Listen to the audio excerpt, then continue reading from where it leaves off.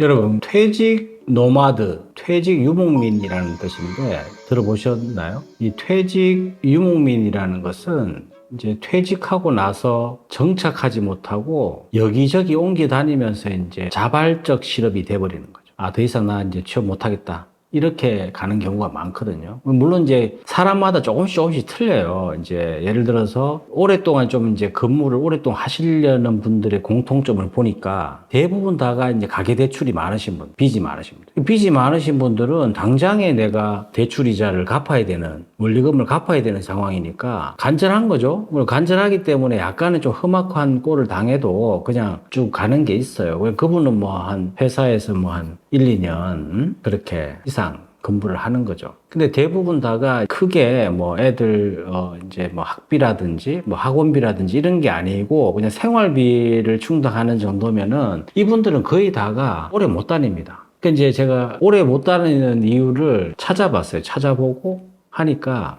가장 큰 게 사실은 이제 우리가 재취업을 하는 데 있어서도 재취업을 하려고 하는 목적이 있어야 되잖아요. 근데 재취업을 하려고 하는 목적이 뭐냐? 이제 제가 여쭤보면, 아니, 50대 중반에 나와서 앞으로 지금까지 했던 일을 자기는 10년을 더 할 수 있다는 거예요. 10년이 아니면 뭐 20년도 할 수 있죠, 사실은. 할 수 있는데, 아, 그래도 20년은 좀 욕심이니까 10년은 충분히 할 수 있다. 이렇게 생각하고 이렇게 재취업을 하는 거예요. 그러니까 하는데, 그게 꼭 뭐 돈만의 문제가 아니라, 이제 사실 그렇잖아요. 퇴직하고 나서 이제 어느 정도 이제 좀 쉬는 시간 좀 지나서 이제 재취업 활동을 할 때는 본인 생각은 그런 거예요. 재취업해서 나의 이제 좀 이제 무기력함. 사실 그냥 있으면 무기력해지잖아요. 그러니까 무기력함이나 이런 것들을 좀 없애고 또 최소한 자기의 어떤 정체성 문제를 좀 이렇게 회복하고자 또 아니면 뭐 자아실현. 자아실현인데 사실 이런 얘기도 있죠. 꿈이 없어지면 결국은 우리가 삶의 의미도 사라지고 정말 동력이 사라지는 거기 때문에 사실 50대, 60대에 꿈을 꾸자 이러면은 좀 힘들긴 하지만 그래도 이제 소박한 꿈이지만 꿈이 있는 게 좋죠. 없는 것보다. 그래서 그런 이제 자기 어떤 자아 실현을 위해서 일자리를 구하고 또 어떤 분들은 이제 생활하는 데 있어서 이제 여전히 힘드니까 일자리를 구하는 분들이 이렇게 뭐 다양해요. 다양한데 결국은 그 퇴직 노마드족이 되지 않으려면 내가 이제 환경에 따라 좀 틀리긴 하지만 현실에 어떤 처해진 것들을 사실 이것도 태도의 문제거든요. 태도의 문제인데 그럼에도 불구하고 그거를 이제 넘어서려면은 현실이 녹록지 않다. 그런 현실들을 직면하고 그 현실에 대해서 막 급하게 우리가 막 재취업하고자 하면 금방 나오니까 재취업하는 데 있어도 전략이 좀 반드시 필요합니다. 반드시 필요하고 내가 재취업을 하고자 하는 목적 이왕이면은 지금까지는 내가 하고 싶은 일을 하지 않았잖아요. 그러니까 하고 싶은 일을 찾아서 좀 하시는 게 급여보다 그죠? 급여는 그런 것 같아요. 그러니까 지금부터는 누적되는 내가 뭔가 이렇게 이걸 하잖아요. 하면은 기술이 좀 쌓이든지 노하우가 쌓이든지 이런 일들을 해야지 그냥 내가 무턱대고 그냥 일자리가 필요하다 들어가잖아요. 그러면 6개월 이상 다니지를 못해요. 왜냐하면 현실은 제일 첫 번째가 연봉이 전혀 이렇게 받쳐주지 못합니다. 거의 대기업에 계셨던 분들은 더 하고요. 그 낙폭이 더 합니다. 그러니까 거의 한 40, 50%가 이제 떨어진다고 보시면 돼요. 희망연봉이 아니라 이제 그 받으시는 연봉이. 그러니까 연봉 자체가 그렇게 떨어진 상태에서 정말 시스템이 갖춰져 있던 그런 회사에서 근무를 하시다가 재취업을 해야 되겠다 해서 들어갔는데 막상 들어가니까 제 아는 분은 그래요. 예, 중소기업인데 입사를 했는데 이제 이분이 안산에 사는데 회사는 김포에 있었거든요. 김포에 있었는데 그 출근하는 것도 힘들었지만은 이제 공장이 또 양주에 있어요. 양주에 있는데 오너분이 전화해서 저 공장 사람들하고 인사해야 되니까 아침 8시까지 양주로 오라는 거예요. 기가 막히잖아요. 아니 안산에서 양주까지 어떻게 가느냐고, 어떻게. 그러니까 아침 8시까지. 그러니까 그게 사실은 이제 이 오너분의 말이자 이 회사의 법이거든. 근데 거기에 근무하시는 분들은 다 그분에 이제 따라서 이제 다 움직일 수 있는데 이제 이분은 갑자기 찾아오는 문화적인 충격이 있는 거죠. 문화적인 충격이 있으니까 그때 이제 일단 목구멍이 포도청인 사람들은 어쨌든 참고 그냥 가. 근데 그때 딱 생각이 들잖아요. 아, 이게 뭐지? 이런 분들은 거의 100% 3, 4개월 있다 나옵니다. 예, 못 버티는 거예요. 이런 게 엄연한 현실인데 재취업을 통해서 내가 돈을 얻느냐 절대 기대하지 마세요. 재취업을 통해서 얻는 거는 전혀 없어요. 퇴직 후에 재취업, 그러니까 연봉을 잘 받으려면 경력 관리가 잘 돼 있으신 분들은 처음에 전문적인 역량을 대우를 받는 거거든요. 영업적으로 해외 네트워킹이 좋다. 그럼 이분은 퇴직 전에 연봉과 퇴직 후에 나와서 구직을 해도 연봉의 차이가 별로 없습니다. 이 독자적인 노하우가 있기 때문에. 이런 분들은 사실은 이제 퇴직하고도 금방 3개월이나 6개월 안에는 취업을 다시 해요. 취업을 하고 그 연봉의 낙폭이 그렇게 크지 않다는 거예요. 연봉의 낙폭이 크지 않고 조금만 이렇게 거의 수평이동 하시는 분들도 계시고, 그러니까 그게 사실은 본인의 삶의 결론이에요. 본인의 삶의 결론. 내가 퇴직하기 전에 얼마나 준비를 했느냐에 따라서, 그리고 업무에 대한 전문성이라든지 이런 게 그냥 주어진 대로 살았던 사람들보다 목적의식적으로 딱 준비했던 사람들은 퇴직하고 나서 그대로 연봉이 크게 차이 없이 가시는 분들은요, 재취업을 해도 2년, 3년 쭉 가는 거예요. 60까지 가고 65세, 70까지도 막 간단 말입니다. 회사에서 중소기업이 좋은 거는 뭐냐면 회사 오너하고만 맞으면은 계속 근무를 해요. 제 아는 분도 그 대기업에 이제 HR 하시다가 딱 그냥 코스닥 상장사로 딱 갔잖아요. 인사팀장으로. 상무로 딱 근무하면서 지금 4, 5년째 근무하고 있는 거예요. 급여도 높게 받고. 그러니까 이게 사실은 많은 사람들이 누리지는 못하는 거지만 우리가 퇴직 전에 어떤 내가 받던 연봉을 최대한 유지하면서 가는 방법을 찾아야 되는 거예요. 그러니까 동종업계로 가셔야 되지 전혀 다른 직종을 가잖아요. 대우 못 받습니다. 그리고 이제 내가 했던 업무를 해야지 또 다른 업무를 한다. 아무나 할 수 있는 업무를 한다? 또 확 떨어지는 거예요. 근데 현실적으로 보면은 그게 쉽지 않죠. 그러니까 퇴직 전에 준비를 해야 되는 거예요. 그러니까 이 연봉이 거의 한 40~50%가 떨어지는 거를 감당하면서 어떻게 보면 오너분의 어떤 강력한 리더십 이런 것들 때문에 사실은 이제 적응을 못 하세요. 그러니까 그 적응을 못 하는 이유가 그런 겁니다. 두 번째는 이제 마인드 자체를 지금까지 우리가 퇴직하고 나서 급해서 일자리를 구하면 금방 제가 나온다고 말씀을 드렸잖아요. 이제는 딱 스스로에게 이런 질문을 한번 해보세요. 내가 퇴직 후에 30년입니다. 거의. 그렇게 보시면 돼요. 앞으로 우리 수명도 있고 해서 평균적으로 보면은 퇴직 후 앞으로 30년을 내가 뭐하고 살까? 이거 한번 생각해 보세요. 그러니까 퇴직 후 앞으로 30년 내가 뭐하고 살까? 근데 그 생각을 하면은 막 급급해서 들어갔다가 3개월 만에 나오고 6개월 만에 나오고 이런 거 안 하게 되거든요. 퇴직하고 나서 30년을 뭐하고 살까를 생각을 하셔야 돼요. 생각. 그 생각이 그냥 책상에서 생각하라는 게 아니라 내가 정말 좀 알아보고 어디 직업 교육도 좀 더 받아보고. 근데 이제 제 아는 선배가 기가 막힌 선배가 이분은 이제 대기업에서 홍보팀장까지 하시다가 갑자기 이제 귀농을 딱 했는데 이분이 이제 저기 충북 쪽에 이제 퇴직금으로 땅을 딱 사가지고 거기는 이제 포도가 유명한 데라서 포도밭을 했는데 정말 어떻게 보면 이분이 사실은 좀 성실한 부지런한 편이에요. 굉장히 부지런하세요. 아침 일찍 일어나고 막 이렇게 그런 분이라 농촌 생활을 하고 이제 포도 농사를 짓는데 하면서 제가 한번 한 1박으로 놀러를 갔는데 정말 제가 받은 첫 느낌은 농부가 다 되었다. 이거예요. 농부가 다 되었다.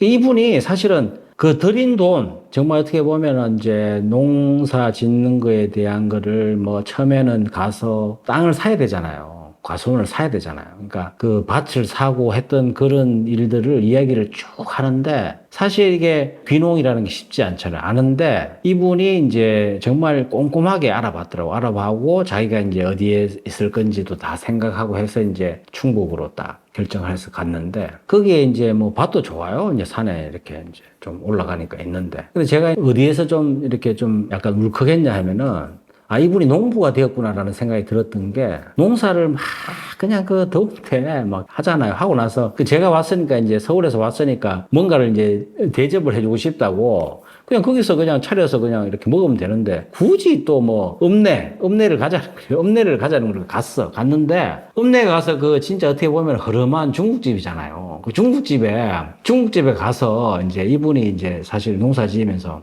뭐 짬뽕도 시키고 뭐 탕수육도 시키고 짜장면도 시키는 거예요. 그래서 이제 사실은 우리는 뭐 짬뽕, 짜장면, 탕수육 뭐 언제든지 먹을 수 있는데 거기는 이분이 이제 한번 마음 먹고 가서 읍내에 가서 먹어야 되는 거야. 그런데 먹어야 되는데 가서 이렇게 짬뽕하고 막 이걸 먹는데 너무 맛있게 먹는 거예요. 정말 막 국물이고 뭐 하나도 남기지 않고 막 야, 제가 그거 보고 있잖아요. 아, 이거는 농부가 되었구나. 딱 생각한 게 평상시에 접하지 않는 중국집이구나.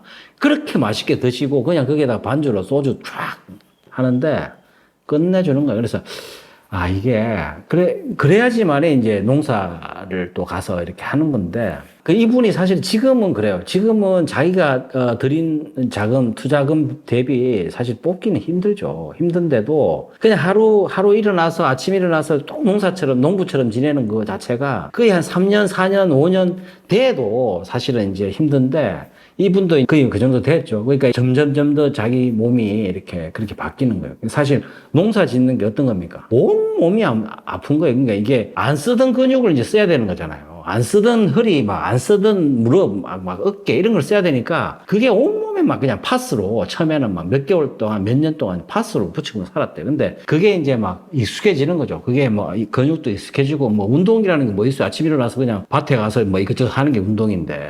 그게 이제 사실 그런 과정들이 필요한데, 그냥 막연해. 귀농하면은 막연해서 그냥 어디 뭐 지자체에서 설명하는 거 그냥 귀농 설명회 듣고, 아, 저기가 좋겠네, 전망이 좋네, 뭐 이렇게 싸우면서 그냥 귀농하잖아요? 100% 망하는 거예요. 이거는 뭐냐 하면 정말 현실입니다. 내 허리 막 진짜 뭐 서울에서 뭐 무슨 뭐 안마기 개쌌고 막 그냥 하던 사람들이 가서 농사 짓는다? 절대 안 되는 거예요. 그러니까 내가 얘기하는 건 뭐냐, 앞으로 30년 뭐 하고 살까? 그거에 대한 진지한 고민이 있어야 되는 거예요. 그래서 그게 닥치더라도 내가 정말 하고 싶었던 일이 있으세요? 대부분 물어보면 없는데요. 하고 싶은 일 뭐예요?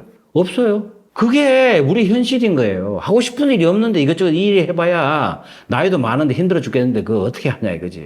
그래서 이거에 대한 진지한 고민이 있어야 돼. 하고 싶은 게 뭐예요? 30년 동안 뭐 하고 먹고 살 거예요? 이거에 대해서 내가 스스로 답할 수 있어야 되는 거예요. 그게 없이 이것저것 뭐 찾아본들, 일을 한들, 그게 내한테 뭐 오겠어요. 그러니까 제일 중요한 거는 30년 동안 뭐 하고 먹고 살까? 뭐 하고 살까? 먹고 살까라는 표현보다 뭐 하고 살까에 대한 진지한 고민, 그거 한 다음에 그게 1년이 걸리든 2년이 걸리든 한번 해보세요. 그냥 가벼운 소일거리 하면서 파트타임 잡 하면서 그냥 험악한 중소기업 가서 험악한 꼴 봐요. 봅니다. 본인이 겪어보지 못했던 거 봐요. 근데 그것도 괜찮아. 그것도 하면서 또 내가 좀 더 경력을 쌓고 거기도 이제 뭐 좀 쌓이는 게 있으면은 그걸로 또 뭐 65세, 70까지 가는 거지. 근데 그게 안 된다면 정말 지금부터는 내가 하고 싶은 거, 진정 내가 하고 싶은 게 뭔가를 한번 진지하게 고민해서 농사든 그게 정말 뭐 뭐든지 간에 빵집이든 한번 해보자고요. 그러니까 그 고민을 한 다음에 내가 재취업을 하잖아요. 그러면 재취업을 해서도 2년, 3년 간다 이 말입니다. 내가 했던 업무를